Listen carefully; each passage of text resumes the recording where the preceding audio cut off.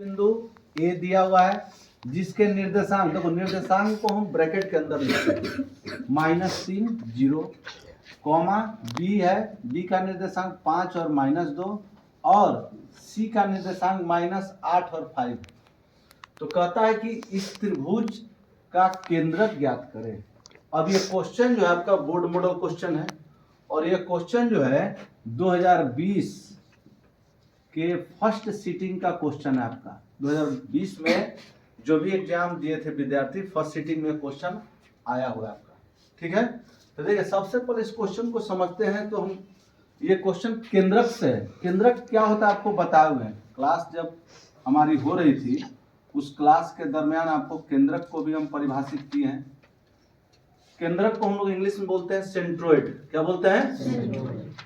तो यहाँ पर समझना है आपका कि मान लीजिए ए बी सी त्रिभुज का आपका निर्देशांक x1 y1, x2 y2 और x3 y3 इस तरह से दिए हुए। अब सेंट्रोइड होता क्या है, देखिए त्रिभुज के अंदर 3 माध्यिकाएं होती हैं, आपको बता दे रहे। ये सब आपको बताए हुए 9th क्लास में भी आपको पढ़ाया गया है, 10th में भी आप कोऑर्डिनेट ज्योमेट्री में पढ़े हैं, ऐसे 9th क्लास में आप ज्योमेट्री के अंदर ये पढ़े हैं सेंट्रोइड है क्या, माध्यिकाएं क्या है भाई।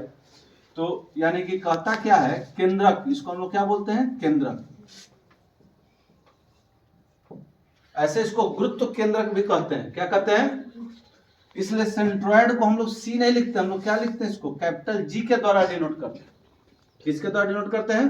कैपिटल जी के द्वारा।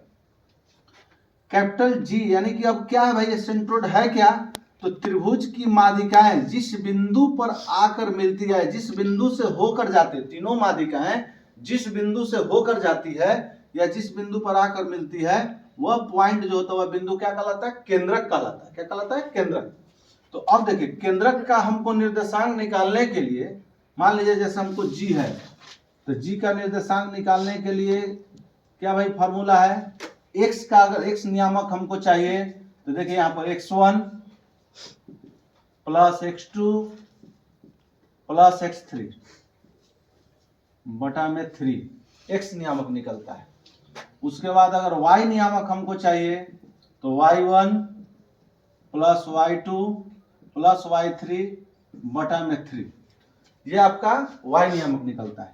तो इसी बेस पर ये क्वेश्चन है, ये फॉर्मूला आपका केंद्रक निकालने के लिए, सेंट्रोइड निकालने के लिए किसी भी त्रिभुज के अंदर जाएंगे तो सेंट्रोइड निकालने के लिए फॉर्मूला आपका, इस फॉर्मूला पर ऑब्जेक्टिव में, मान लीजिए क्वेश्चन ऑब्जेक्टिव में भी दे सकता है, यहाँ सब्जेक्टिव में दे रखा है। तो ये क्वेश्चन 2 मार्क्स के हैं आपके, और ये क्वेश्चन आपका 2020 में फर्स्ट सीटिंग में पूछ चुका है, इसके पहले भी पूछा है आपको। हो सकता है मैं भी 2026 में आप एग्जाम देने जा रहे हैं उसमें भी पूछ दे। तो हमको तो हर क्वेश्चन पर ध्यान देना होगा, हर बिंदुओं पर ध्यान देना होगा। तो मान लीजिए हमको अब यहाँ निकालना है तो हम x नियामक का मान निकालेंगे। तो अब यहाँ पर देखिए बिंदु जो दे रखा है, सबसे पहले पहला बिंदु आपका a है जिसका निर्देशांक -3 0 है। दूसरा बिंदु b है जिसका निर्देशांक 5 और -2 है। तीसरा बिंदु c है जिसका निर्देशांक -8 और 5 है।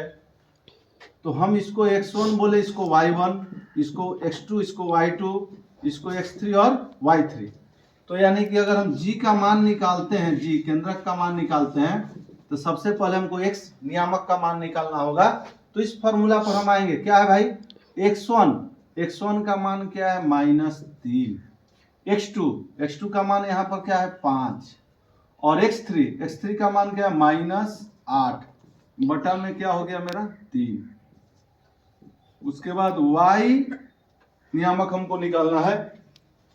तो y1 क्या है, 0, y2 क्या है, -2, y3 क्या है, 5 बटा में 3। अब हम इसका सॉल्यूशन करना चाहेंगे, बस केवल अब सॉल्यूशन करेंगे, हमारा सेंट्रोइड निकल जाएगा। x, अब यहां पर ध्यान दें, -3 और -8 -11 प्लस 5 बटा में 3।